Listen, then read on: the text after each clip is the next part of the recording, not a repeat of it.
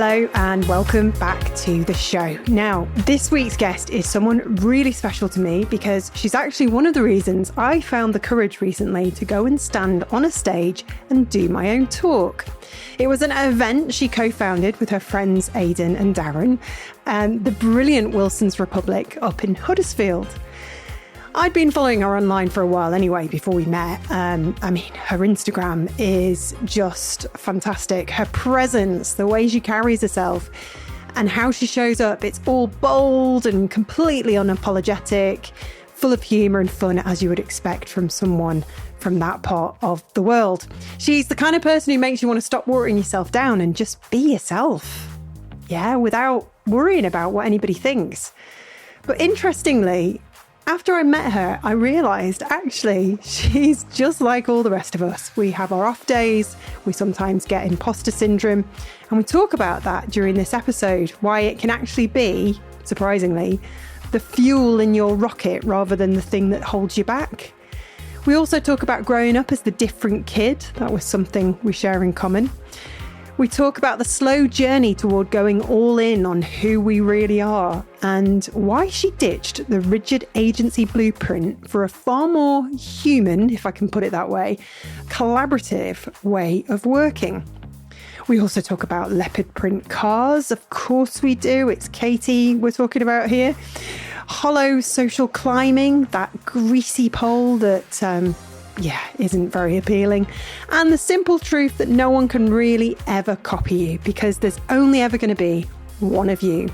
So I was thrilled when she agreed to come on the show, and even more thrilled when our chat turned into exactly the sort of conversation I love. Honest, funny, a little bit rebellious, and full of heart. She's the founder of the graphic design studio BOLDISM, and she's an absolute force to be reckoned with. Please welcome the wonderful Katy Ennis-Hargreaves. But first, a word from our sponsor. This episode is sponsored by Adobe Acrobat. Now, if you're anything like me, your desktop probably has about 47 tabs open, 3 half-read PDFs, voice notes everywhere, and a growing sense that your brain has become a filing cabinet. Adobe Acrobat Studio's new PDF Spaces is designed for exactly that kind of chaos. It's an AI-powered workspace where you can pull together documents, links, notes and research into one place, then actually chat with the information, generate summaries, uncover insights, and share everything with your team in a way that makes sense. Honestly, it feels less like document management and more like having a creative thinking partner. Find out more via the link in the show notes. I came and did a talk at your wonderful Wilson's Republic recently. You did? And you know what surprised me the most? And it's stuck with me ever since. It was the question you asked at the end to me when I was on stage. You said, how do you deal with imposter? Do you ever get imposter syndrome? Now, this surprises me with you, Katy, because that would not have been the question I thought someone like you would have asked. How so? Because you come across so confident and bold, if I dare bring in a bit of branding there, and you're just a fantastic force for good on social media and a huge inspiration to me, and actually one of the reasons why I got up on that stage. That's nice to hear. Imposter is like my whole second personality. It's like the devil on my shoulder that drives me to do the opposite. I'm a very stubborn person. So usually when somebody tells me I can't do something, I will purposefully do it to prove them wrong, just to piss them off, or just to prove myself. If somebody if I think I can't do something, then I try as much as I can to do it. So imposter is my whole second, it's my driver. I think that's the same with all of us, though. You know, it's the kind of fuel in our rockets, isn't it? We think, hang on a minute, no, I'm refuse to be afraid of doing that or saying that or being that. That's exactly it. And I think I've spent years, especially when I was younger as well, I was always the weird kid who was a little bit, there's a picture of me pushing my dog around in a pram. I didn't do dolls. Dolls didn't interest me. And I pushed my dog around in a pram, and I've got a full sequin headband on and a full sequin t-shirt on, and I'm in my little lycra shorts and, that girl did BOLDISM before I even invented it. And then somewhere along the way, you kind of get laughed at or ridiculed, or somebody makes a comment about it and you suddenly temper it a little bit. And then I think just after years of that, I just got to the point where I just thought, fuck it. Yeah. It's small. Did you grow up in a small town, would you say? Yeah, I'd say Huddersfield is it's the biggest town in England, as Wilsons will often let you know. But yeah, I grew up in a fairly small town, so I don't know whether that had an effect or not. Village life. Yeah, I grew up in a small town and I was, like you, a character, pretty feisty, knew my own self, wasn't a dull person either. And inevitably, sadly, I got teased, I got bullied because I didn't basically conform. Exactly that. And actually, I've moved recently back to a small town and I obviously don't get bullied now, but I do get the occasional sort of little chuckle because of my balloon pants, my parachute pants, or the fact that I'm wearing a sort of quirky outfit. I quite like it. It's like I feel like a little rebel again.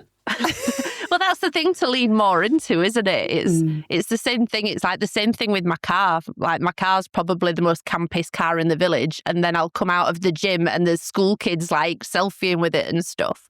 Oh. The disadvantage is you can't drive around like an idiot because everybody recognises it. So you've got to be you've got to be a safe driver at all times. But it got to the point where, when I've always said I wanted a crazy coloured car, and I was meant to have my other car wrapped this crazy purple colour, and then I wrote it off.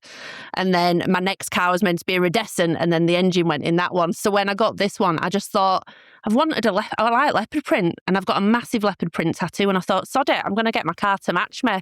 And then a few people were like, why would you do that? It's a bit, isn't that a bit, and isn't it going to be a bit that, and what will people think? And I thought, I don't care anymore. No. It makes me smile every day, and now it's instantly recognisable, so it's part of work. Well, this is the thing I'm really interested in because I feel like we share a lot in common in this regard. What was the moment that you decided, fuck it, I'm just going to do whatever I want? Go all in. I think I've always been told I'm awkward and rebellious, especially by my parents. So they always say, you had to be different, you had to be awkward. So I've grown up hearing that, which has always wound me up. I'm pretty sure my mum won't listen to this, so it'll be fine. So I've kind of always grown up with a little bit of a little bit of that disapproval. I'm also an only child. So I think as well, if you don't necessarily have siblings to be compared against, you don't really have any marker of how outrageous something is to how calm you are. So there's no real measure of it. But I think in terms of work, I definitely sort of tempered who I was maybe to a degree going up through agencies, because you learn you have to fit in, and also there's such a competitive edge to being in agency. To be difficult or to stand out isn't always as positive as it's made out to be. So I think definitely the part of it was, the biggest lesson was going on my own and going independent and setting up separately. And there was a huge part of imposter at the beginning of that, because there was very much a tick box kind of format I thought I had to go through a very analytical, knowing your audience. There's obviously all the brand work, but then being able to articulate who I was really difficult. Yeah. And then I found that was because I just wasn't saying what I was thinking. I wasn't speaking my mind. So I thought, well, let's just see what happens if I do. And I can't stop it now. It's like I've turned on a tap and I can't shut up. But don't you find everything just naturally falls into place? Yeah, weirdly. And the more you notice it, the more comfortable I guess you become with it. And that feels more and more, I guess that in turn it's cylindrical, isn't it? That's what helps build confidence. You push yourself, you realise you haven't died doing it. So you think, I'll give it I'll try. What happens if I do this? Or what if I try that? And then you realise more people will have an opinion, and, people will hate you inevitably or have a target on you. But that's their problem. Yeah. You will, if you're yourself and you don't conform, you are inevitably going to have people raise their eyebrows. Mm-hmm. But I think it took me a lot longer than you to go through that kind of nice pivot, I suppose, because I had a back injury. Everybody knows I've had a back injury at this point. I've told the world, to 2024. And I just came to the end of that experience. And I just thought, you know what? That was brutal. And if there's more of that to come in future, flipping heck, I've got to crack on. And it just sort of naturally happened. I just stopped. It's not that I stopped caring about what people think. It was just that it's really hard to articulate, isn't it? It's almost like an organic transition. Yeah, I found the courage to be myself, and I'm still figuring out what that is, and I'm flipping enjoying the process. I'm bloody loving watching it. I know. Well, I'm enjoying watching you because you were such a massive part of that pivot for me, because the first time I came across you, you were sort of walking in the peaks, I think, or sitting in, wearing the most fantastic boots with the most gorgeous outfit, and your thighs. I thought, oh gosh, she definitely goes to the gym. And sitting on a pink chair in the middle of nowhere. Yeah, that one. I'm like, who is this girl and how do I become her mate? I mean, how do you follow that, really? How do you follow all that kind of just basically throwing a load of compliments at you? It's never easy for any of us, is it, when somebody's saying all these things? No, it's a weird one. And you think, oh God, what will people think of you? And, people, you get odd side glances when you're laid on the floor and in a pair of Louboutin boots, tottering on the moors while your good photographer friends laid in the middle of the road trying to get the right angle. But it's just experimentation. It's fun. And that's kind of what we're all here to do, isn't it? Have fun. And if you can run your own business and have fun doing it with your clients and your own branding, then why not? Why be so serious? There's enough serious stuff going on in the world. Yeah. Absolutely. My parents, I've got a little brother who's 7 years younger than me. So I was kind of an only child for a good 7 years. And they always said to me because I'd get picked on at school for not fitting in, my dad would always say something sweet like, the problem with you, Katy, is that you've got personality. That's the best problem to have, in my opinion. Yeah. And that's the thing. I think part of that pivot was flipping the switch rather than thinking of myself as a problem to quash and water down. I now, in a non, as most, I don't want this to come across arrogant at all, and it probably will, and actually I don't care, but I now look around at other people and I think, you're fucking boring. I'm just having the best time. That's the thing. It's about having fun, isn't it? And it's the same with, and I think there's a massive thing where, especially when we were younger, you're told to conform and, behave, and then you fit yourself into your environment and your jobs and your roles and things like that. And, yes, that's a part of like growing up. That's part of upbringing and things like that. But then being able to actually know who you are. And, it takes a lot of different things. For you, obviously, it took a massive life-changing situation for you to pause and to be able to have that moment and take stock. And it can happen in lots of little moments, I think. Yeah. Or one big rebellious moment. But we only get one go on this rock, don't we? So aren't we meant to have fun doing it? Yeah, totally. And I'm looking at the amazing fireplace in the background that's painted pink, and you've got like black and white tiles, I think, as well. It's just fabulous. She's actually going to show me. Oh, that is just amazing. So that probably came from a process where you said, well, who says I can't have a pink fireplace? Where does that come from? Who's saying that? What voice in my head is telling me that? It's exactly that rebellion. And I think it's that thing where loads of, like, even people I work with and lots of brands I work with, like, but it's not, people don't do that in our industry. And it's like, well, who says, who makes the rules? Who made all of the rules? And yes, some of them are absolutely ones to be adhered to, but bending them's a lot of fun, and also bending them's living. So fucking bend the rules a bit, have some fun with it. Like, brand guidelines are my worst task to ever do, because to tie something down and lock it down when you want natural flex is really difficult. So my brand guidelines are written with a side note of, please feel the need to bend, like, please bend them, but just like check in with me, otherwise I'll tell you off. I love that. But it's for fun, isn't it? How do you feel about the design industry in general? Do you feel like there is a blueprint that people follow so that they can rise to the top? I think there definitely was one. I think especially the period I came up in, it was very much higher education, into agency. You weren't your stripes, working your way up the ranks. I kind of came a backward way, really. I started life as a 3D. I did interior architecture for my first degree. And then loved 3D, which is probably why I ended up more in packaging than tangible stuff. And then realised the recession happened and I was told it would be really handy to probably retrain in something like being an electrician or a plasterer, which after coming out of university is the last thing you want to hear. So I was like, no, I will not do that. Like, I will just learn more creative skills then. So I did another degree.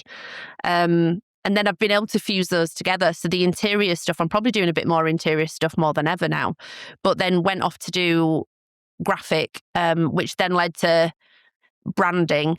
And then I got really in specialising in packaging design. And then you get told you need to have a really tight niche, or you tended to specialise in one thing. Obviously, everything's a lot more vague now. But I didn't want to be pigeonholed into what, again, it comes down to the thing of not being tied down to something. Very, very floozy. Very much like it's how I would describe myself in like my decks and stuff. I'm definitely a design tart. I like to flit. There's not one trend I necessarily follow. There isn't one discipline, because to be well-rounded, you've got to have a bit of a dabble at all of it, haven't you? And try and practice and be good at it. Don't get me wrong. Don't fake it till you make it or anything. But I do think there was definitely a very cookie-cutter approach. You came up through the ranks, you got up to whatever level. Often, as a female, there was a glass ceiling in industry. In some places, you would hit a point. And there was a typical agency model. And I think that's eventually sort of what fatigued me a little bit. And then I thought, right, I'm off on my own. I think when you're sort of figuring out the angle you're going to take, if you kind of get rid of all of the expectations and what's come before and just think, well, hang on a minute, who am I and what do I want to do? Then it just all naturally falls into place, because I suppose the way you're presenting yourself, that will naturally lead to the right type of clients. Yeah, and it's a really random mixture that comes through. It's odd things. I think some people like the tone of voice, some people like the honesty, some people like the energy. So it ends up being a really varied client base. So I've got energy companies that are really quite serious, but want to be able to express how to articulate their product or what their passion is. I get a lot of that. A lot of people who want to be able to articulate their inner voice and not quite sure how to do it. Yeah, that makes a lot of sense to me, because they'll see you very bold and very confident in that arena, and they'll think, well, I need a bit of that in my life. It makes total sense. Yeah, it's a little bit like therapy sometimes. And also there's kind of an exercise I take some of my clients through, where there's a lot of people who are, and this is the thing about the creative industry that always amazes me, and the same thing with Wilson's Republic. And every time we hold an event, the speakers come along and I am in awe of the speakers that come along. You know, these are people that I've stalked, and these are like proper creative people. Is that like why you were outside my house? That's exactly why I was in the bush, ruffling around in the bush. But when when you agreed to come and do our talk, I was like, oh my God, this is like huge. But the thing that always amazes me about everybody who comes to speak is how humble and down to earth and how human everybody is. And at the end of it, we're all just trying to do our best. And yes, some people have more ego than other, and it presents in different ways. Is ego a bad thing? No, not necessarily. I think depending which way you apply it, it's either a positive thing. If you really up your own arse, then yeah, not positive. Have you ever had any speaker, other than myself, ask you to do a Beastie Boys reenaction? No, and that was a winner. And I hope that is now your MO across every appearance you make. Oh, I loved it. I want you to go through that discography. It was so funny. Darren at the gate, you're going, it just gets me every time. Agreed. So good. And what a friendly bunch in Huddersfield. It was so humbling. So thank you for inviting me along. I didn't want the evening to end. I loved it. It was really good fun. And I think that's the other thing with the Wilson's crowd is, I think, like you say, going through industry was there a particular way in a format. And I always felt really intimidated by a lot of people I worked with. I've worked at some brilliant agencies. I've worked with amazing creatives. And there's always a part of me that was massively imposter-led and really intimidated, thinking I'm winging it. I don't quite know how I've managed to be here, how I've got this job. And even going to events, I'm quite anxious when I go to events, in real life events. I'm not a networker. Some designers I know go to loads of networking events. I don't really show up at networking events. I'm not very good at it. And the Wilson's thing's really different because everybody is so down to earth and it's very relaxed and very chilled. And like your Creative Boom in real life events now, imagine they've got I haven't been to the Leeds one yet because it was while I was away, but they've got the same sort of vibe and energy where people are just nice to each other, not competing against each other. And I think there needs to be more of that. Yeah, I think that's why I set up Creative Boom, because I looked around the industry at the time and it was very it felt, it's too blunt for me to say it felt elitist, because there's a lot of nuance. That wasn't the case at all, but maybe in the media that was around at the time, it felt a little bit, if you're not a really well-known name, then we're not going to feature you. So there was a gap, I felt, for doing something that celebrated people who are just emerging. And do you know what? One of the nicest things about running this is that someone will drop me an email and say, oh, you featured my portfolio 10 years ago. I'm now working at Wolf Olin's. I'm like, fuck, okay, this is pretty cool. So it's a small pond, and it has changed so much in the 17 years that I've been 17 years that I've been doing this. 17 years in July. So you interviewed me before podcasts were even a thing on Creative Boom, when it was blog posts. And that must be about 12 years ago. See, you tell me this, I will not have remembered. It's been a whirlwind. It was called something like Shut Up, Hang Up and something else. Really? It was about intrigued. I'm trying to remember what it was about now. It was a bit rebellious again, I think. I think there are 10,000 articles on Creative Boom. I'm not surprised. And I know AI keeps coming up in all of these episodes, but my at least God. 2,000 of the last ones. Well, do you know, I used Claude the other day to sift through it all. And I said, right, go through all these 10,000 articles and tell me if they're in the right topics, the right categories, give me some suggestions for improving things. It took us a couple of days working together, but we got there and I'm really happy with the result. So that a job that would have been impossible before and probably would have taken me 2 years, done in a weekend. Did Claude do the spreadsheeting as well? It did, and it could have, but I just basically went through section by section and just said, can you just tell me what you found? A little bit risky. Probably should have backed things up a little bit beforehand. But I think we're okay. Although, a couple of my writers have said, have you seen where this article's gone? So I'm like, oh, bugger. And I haven't quite mentioned it to them yet, what I've been up to. So there you go. 17 years. What a body of work. Yeah, it's fun. It's fun. Like, the thing I love the most about it is that I get to meet people like you and come to brilliant events and talk to creatives and shape what we do next with the platform. Do you feel like you do the same with your business? Do you sort of keep an eye on the feeling out there and maybe present your marketing in a different way that can appeal to those businesses that might be struggling with the economy right now?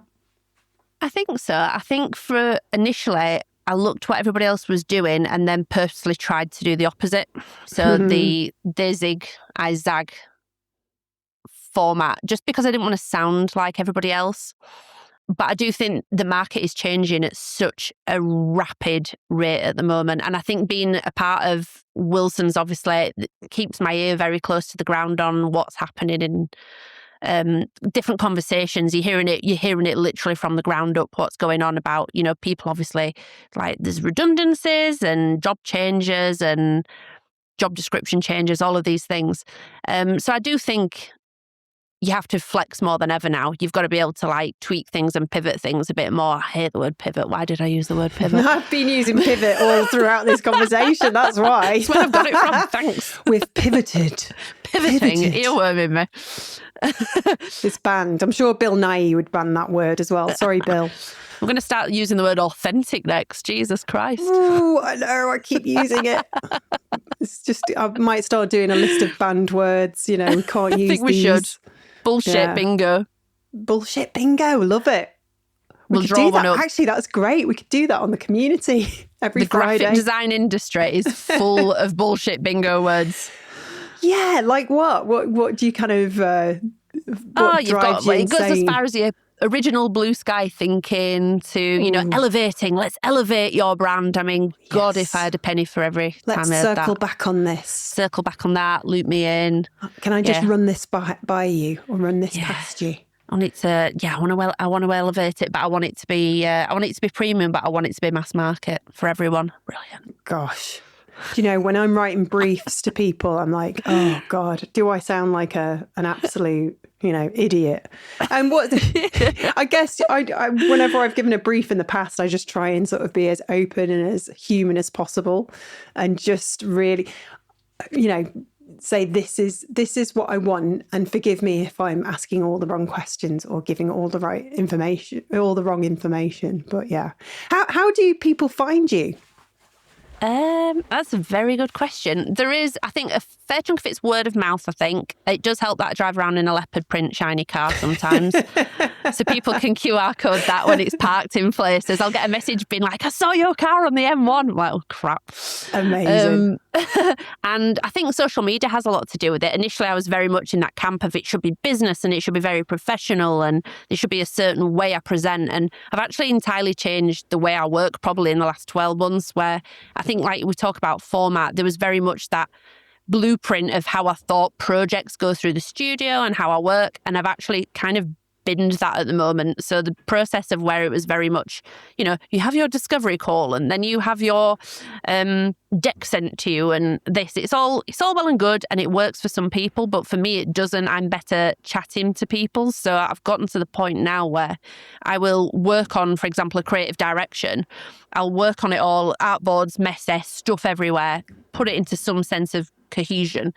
And then I will either get on the call and we'll go through it, or I will video record it, send it on so they can rewatch it and they can see behind the curtains. So they're not just seeing some swanky deck, very top level finished ideas. They're actually seeing the thinking and the process behind it. And it's almost like a live work on things sometimes. Yeah. And it's a lot more collaborative than, I run off and then here's the shiny thing and deliver it and then disappear off. So it's a lot more involved now. I spend a lot more time kind of working manually with my clients on stuff, which is great. It's what I'm here to do. I don't want to spend 4 hours polishing a bloody deck. Because some of the things that you have to do just have always to me felt a bit clunky, and what's the point?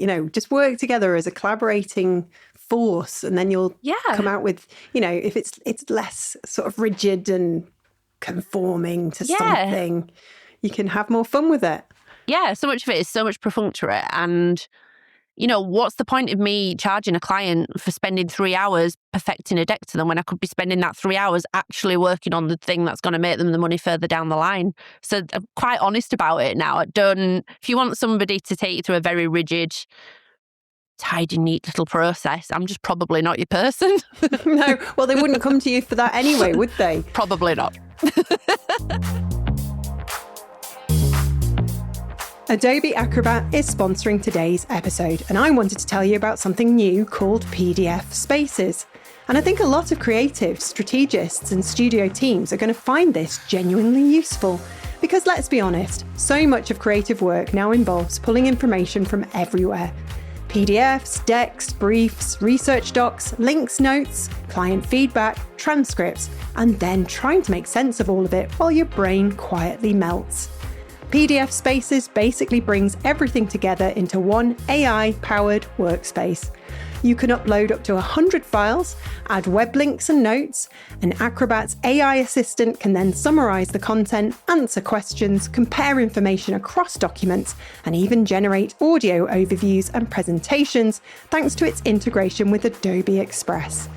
What I really like is that it's not just about storing files, it's about helping you understand what matters fast. You can also share an entire PDF space with collaborators, so instead of sending endless folders and version 12 final PDFs, everyone works from the same guided experience.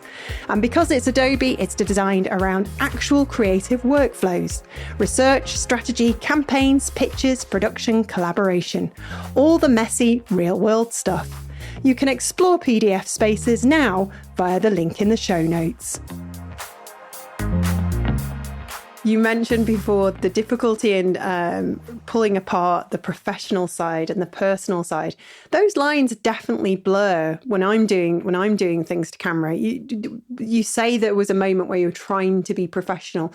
It's weird, isn't it? I've been thinking about this a lot lately. What does that mean? Does it mean swearing less? Having a certain persona? I don't know what it means. That's the thing. I think when you're taken through university at first and it was very much corporate and professional and, there's these two separate worlds, and I think it doesn't really apply so much to the creative world, and especially now. And because of social media and, people are really effing nosy. They want to know the person behind who's doing it, why you got to that point. What did you eat for your tea? What are you wearing? What are you drinking? Come on. Yeah, what are you drinking? What's that? And, I think it adds a richness and it adds layers. It's brand storytelling, isn't it? If you want to get really corporate and wanky about it. Yeah, bullshit bingo. It's bullshit bingo.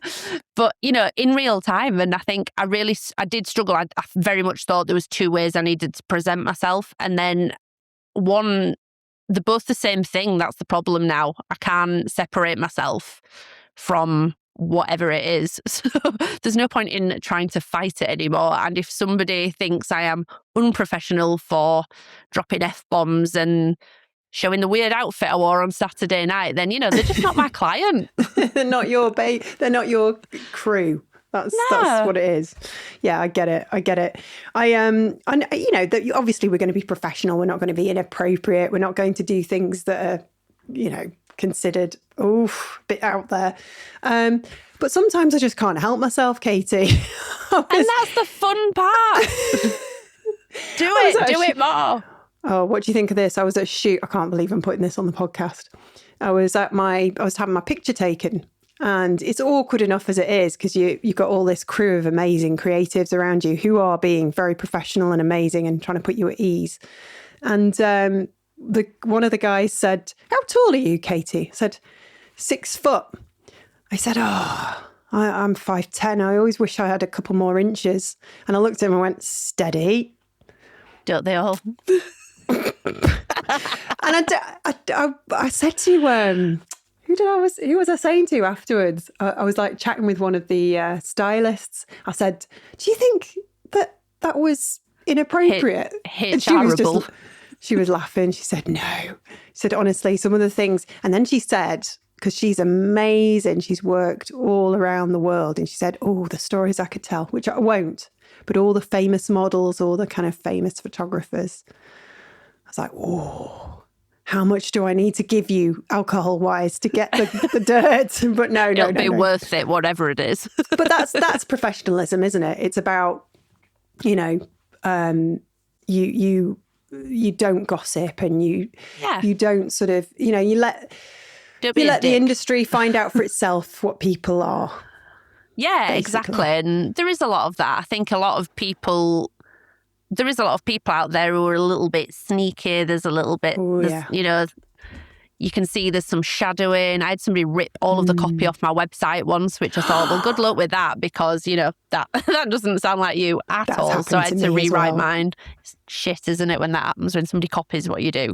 It really is. It's just like, what are you thinking? Like, I've worked so hard on my copy. There's no need. Just, you can't. But this is one of the things I absolutely love about this whole process that I've gone through.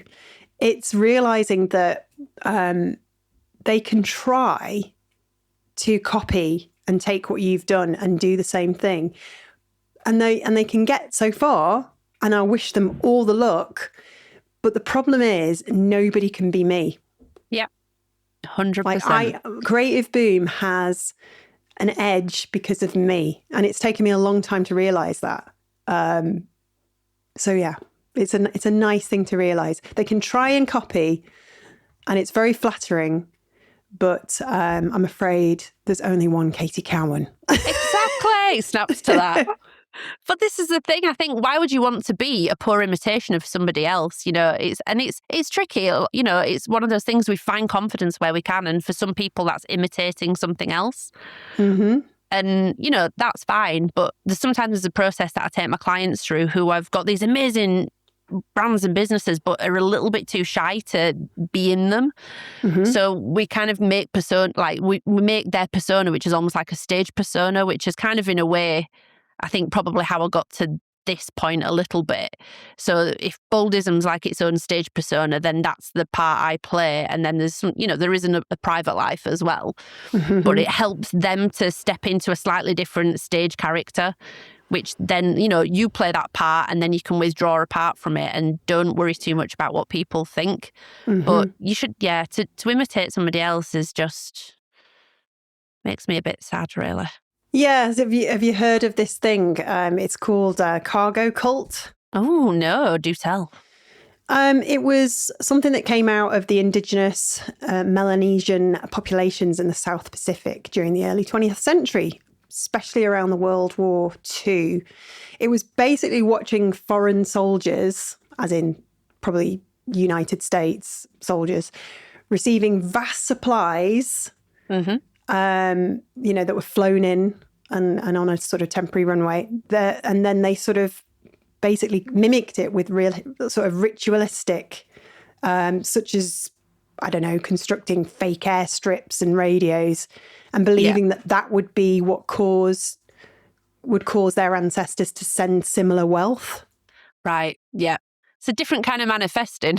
It is. And it's a crude way to describe it, I guess. But it's about somebody seeing what you're doing and it's doing really well and wanting to sort of emulate that, but they can't because it is not them. So for anyone listening to this who haven't yet gone through that lovely pivot, what advice would you give to them? Because I was there. I was sort of looking around at other people and thinking, gosh, they're doing really well. I need to be more like them. And it wasn't until I realised that what I had was unique and different, and I had to lean into that. And then I would not be constantly chasing what they're doing or constantly chasing what these people over here are doing. If I just stuck in my lane and figured out what I'm about and what my strengths are, then everything would fall into place. It does. It's absolutely right. I mean, I hate the phrase fake it till you make it. It's a double-edged sword for me, because I think there's a degree of always try, fail again, keep going. But I think the fake it till you make it culture has in turn emulated a lot of people who are willing to fake it but without putting the effort in. So it's very much top level, and I don't agree with that. I do think to find, like you say, to find who you are, to find that success, you actually need to try. Like, you actually have to put the effort in, and that can't be cheated. Everybody's looking for the shortcut of doing everything these days. It's the natural progression of the world, along with AI and everything else, to want to get to the result at the quickest point. But it's actually the bit along the middle is where you actually learn the lesson. I had to kick somebody out of the studio or private community because it transpired they were completely copying Creative Boom. like No. taking the entire design and making something of their own. And I just sort of said, what are you doing, mate? You can't do that. But again, what's the point? Because you're never going to be able to emulate that. It's going to look like a poor, it's going to be like the poor supermarket equivalent. Why would you want to be behind that? And it's not even your own. The other thing that really bugs me is when people don't have meaning behind what they're doing. So there's a lot of people in this industry who I see, and they're hustling. Sorry, I used another word. That is another bullshit bingo term. Bullshit bingo. They're working hard. They're trying to make a success of themselves, but they, instead of having substance and meaning, they do a lot of the kind of, well, if I hang around with these more famous people, get a photograph taken with them, rub shoulders, do all of these talks, eventually, maybe write a book. Eventually, I'll be able to get up here, whatever that is. And I hear a lot of that in private conversations. People are like, I'm trying to make it. I'm like, well, what social do you mean? climbing. Like the greasy pole, as a good friend of mine called it. I'm like, but why? Why do you want to be at this mythical top of the ladder? It's bollocks. And yes, it exists. There are definitely people at this so-called hierarchy. top. Definitely. And they will, and some of them are brilliant and lift people up and help them sort of get to a more divine place. I don't know, whatever bullshit. And then there's a lot of people who say, no, I've got to protect my place.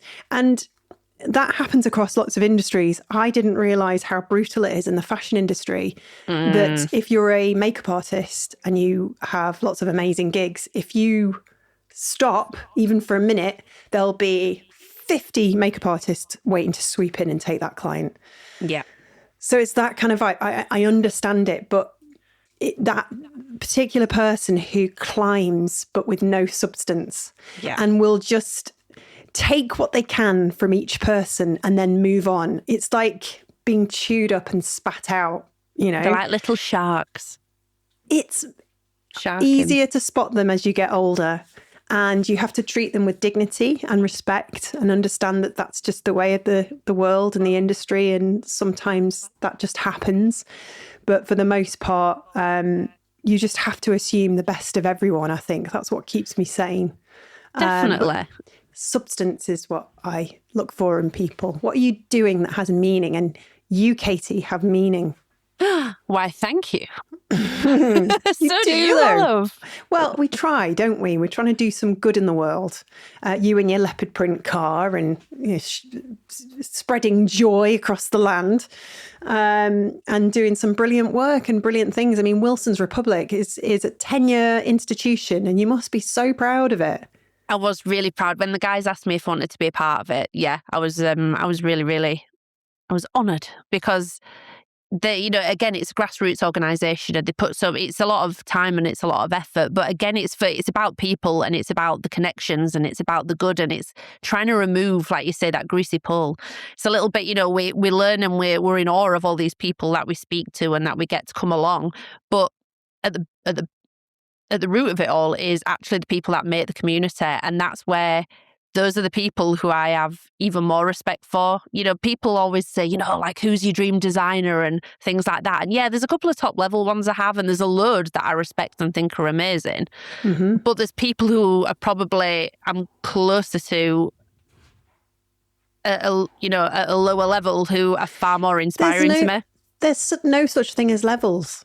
There's just fame. Well, yeah, fame and muggle. They're the two. So there's a lot of muggles. I think there's no such thing as level. It's just that some people got lucky or are especially talented. Some people are just Beyonce. Well, I mean, what can you say after that, And that's the thing. It does, just because, like, Beyonce, let's say in the music industry, somebody with a guitar in a pub in Macclesfield, they could be just as talented, but they just didn't get the break. Exactly that. Exactly that. And I think especially in the creative industry, I don't know, because I've always been in the creative industry and I don't know any other life.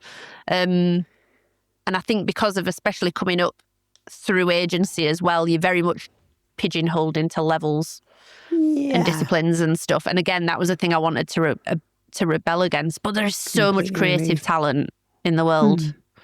It's wild. It is. But yeah, the sharks and the little fakers, they always get found out eventually because they can't carry it on and can't carry it through. They do, because they run out of, the kind of ground that they've built is shaky and people just work it out for themselves. It was funny, actually. I was having a chat with someone the other day and they asked for my opinion on someone in the industry, and I was like, oh, fucking hell. I hate that. I do not gossip. I do not gossip. I can tell you who I don't like after having interviewed them, but I won't. Yeah. Because the what thing good is, does it serve? Well, it's not just that. It's just that you might catch people on a bad day. They might have just lost a close family member. They might have just found out they've got an illness. I might have been in a bad mood. I'm doing an 18-6 fasting thing at the moment, and I'm just grumpy for half the day. Because I've not had breakfast. I'm hungry. Yeah. I'm hungry. So I don't get involved in gossip, but this person, they were just, can you just tell me if I can trust them? I was like, and then eventually they showed their cards and told me what they thought of them. And I was kind of like, yeah, similar impression, but not that that's necessarily the right. You've got to keep an open mind because we're all just human. Exactly. We've got a responsibility to be kind to each other and not try and shaft each other. Well, exactly. Be aware of the way people are, but have compassion and kindness for why they do that, and not because otherwise the alternative is you become bitter and think, oh, flipping heck, I hate this industry. And actually you've just got to say, this industry is hard.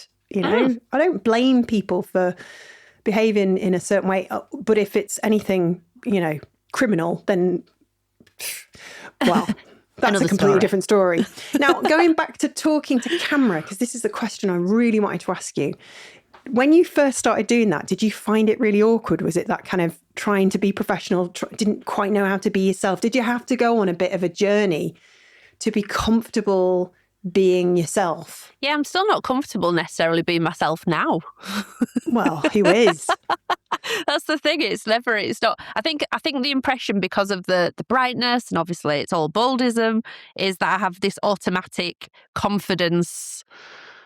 I don't know, this attunement to confidence, and it's like you say, everybody's human, and there's a large portion of imposter and rebellion that is probably what shows up quite often. But in terms of the talking to camera, I'm not even sure when I started really doing it. I think because I'm naturally quite yappy and I like chatting to people. For me, being professional and posting some polished thing on the grid and being an educator and, just didn't appeal to me in that sense. What's real is me in my kitchen yapping about something, talking about work with the dog in the background. And it's the only way I know how. I can't pretend to be anybody else. I can't pretend to do it in any other way. So you can tell when people are forcing something that doesn't suit them, I think. Mm-hmm. So I think I'll go to a level of, I'll try it out. Do I feel confident doing it? And if I do and it's fine, then okay, yeah, great, I'll carry on. But there are certain things, I mean, I've never been one of those people who does dancing videos, apart from our Beastie Boys one, but, and points to camera and educates or tries to be an authority on something other than my own brand and business. Yeah. It goes back to it, doesn't it? It goes back to leaning into what feels natural, what comes natural. Yeah, and it comes and goes, what's fun and what isn't. There's some weeks where it's all, a lot of people say they like following my stories because they see the background of what's going on and things like that, and different elements to it, because I can't always show the work I'm working on. A lot of it's NDA'd stuff for really big brands. It will never see the light of day, so I can only allude to what I'm doing. It's a little bit mysterious. And there's some days where I will chat and take through the process and share that world, and then there are times when I feel quite insular and quite quiet, and I'll probably drop off a little bit while I'm getting stuff done or carry on. But yeah, I'm not sure when the talking to camera thing happens so much. I never remember what I've said. I'll have absolutely zero recollection of what I'll have said today. Mostly dribble. Yeah, I mean, I was overthinking it initially. I started doing it when I was still in a lot of pain. And I was just really kind of conscious of what people thought of me. And, oh gosh, we've got to, I'm representing Creative Boom. And I was putting way too much pressure on myself. And I think the point is, once I stopped giving myself such a hard time, I think, everything just relaxed. And I just relaxed. And I just thought, you know what? Flipping heck, sod it. I'm a great person. I'm a good sister. I'm a brilliant daughter. Sorry, Mum and Dad, if you're listening, but I am. They'll be laughing. They'll be laughing. You need to tell mine that. Yeah. Oh, I'm sure they do. I'm sure they think you're absolutely amazing. I do. They think I'm very difficult. Well, they think you're difficult because they probably just want you to be happy. And in their heads, they think if you just toned it down, then life would be easier for you. I think parents have a funny way of going about things sometimes. Like my dad will look at me up and down and he'll say, I look fantastic. And then in the next breath, he'll say, Claire, do you remember that MC Hammer? You can't touch this. And then he'll start being like that. I'm like, oh, sod off, Dad. These are cool. I look cool. And then he'll grin and he'll say, yeah, you look amazing. And he'll give me a big hug. But, that's lovely. Yeah, I mean, we come from... I don't know what your parents did for a living and whether they're retired now. Mine were teachers. Oh, that's a good one. I think what came up through some of my many years of therapy is my parents are from immigrant background. So I have Polish and Irish family. Oh, so gosh. My relatives moved here. So my parents are second generation. So it was very much follow the rules. Keep within the lines, don't rock the boat, don't disturb anybody. Yeah. So I think my dad's definitely got a rebellious streak in him. He worked in the NHS for a long time, quite high up, and then he eventually ended up doing charity work in Africa. He ended up rallying across Africa and then went to build hospitals in Africa as part of a charity and stuff like that. So he's got that rebellious streak in him, but I think they're naturally quite quiet. And then somewhere along the line, I did have an amazing grandma, my Polish grandma. Again, she was one who had survived against all odds and fully embraced her character and personality. And she was wild. I think there was a thing when I was a kid. I had to do this thing called the Granny Report, and everybody had to write about their grandmas. I can't remember how old I was. I was only young. I must have been in maybe junior school. You had to illustrate the front of it. And I think the very first paragraph is, my grandma is not like most other grandmas because she used to go out clubbing. There was a nightclub in Huddersfield called Johnny's that went on for years, and in her 70s, her 60s and her 70s, she used to finish work on a Friday. She'd go out with the girls that she works with, and she'd be down Johnny's dancing on a Friday night. And life was too short. She'd survived bombings and things like that. She'd survived the war, and she kind of had this life's too short thing. And I think definitely I draw from that. It's mad, isn't it? How it's even our grandparents who inspire us and shape us. My nana was a bit of a wild one. Well, all my grandparents were interesting, but my grandma and my nana were interesting characters. Nana was very independent and used to put on plays and do a lot for the community, which I think is why I enjoy Creative Boom. But and my grandma was just feisty as hell and would boss my granddad around, so not much has changed. I was going to say, you've taken all the best parts. I really have. It's great. Oh, I miss them so much. I wish I could see them now and tell them, just for a little 5-minute chat. Ask them what they've been up to. What you're up to. What's heaven like or hell? Oh, well, do you know what? This has been such a lovely chat. I know we're going to catch up again on Thursday and get to know you a bit more with a few fun questions. But Katy, thank you so much for coming on the show. It's been a pleasure. Thank you very much, my love. And that's it for this week. Huge thanks to Katy Ennis-Hargreaves for such a brilliant chat. Super funny and, as you'd expect, just brilliantly honest and full of heart. And also, thanks for the gentle kick up the backside that got me on stage in the first place.